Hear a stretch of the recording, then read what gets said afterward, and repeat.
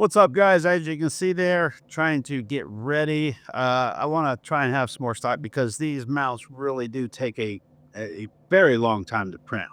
So I'm trying to keep with that same day, next day type shipping deal. But again, if I run out of a certain color or something, I don't have what you order. These do take a day to print. So um, anyway, guys, just a quick note. I know spring is not on us yet. Here we are, the end of December. There are a lot of people still out there riding like myself. Some people have put them away till probably April or May up north, and that's fine. Get them while you can. They're still available.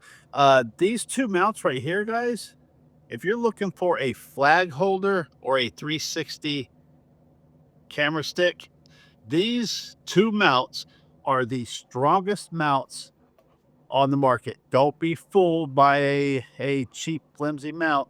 You can see on my shorts here, I'll put a little clip in here, broken flag mounts. Guys, there's been a lot of claims, but these have been tested thoroughly, thoroughly. They work. They just simply work. They're extremely strong. They've gone through a lot of trial and error process to come up with the perfect mount that is just unsurpassed.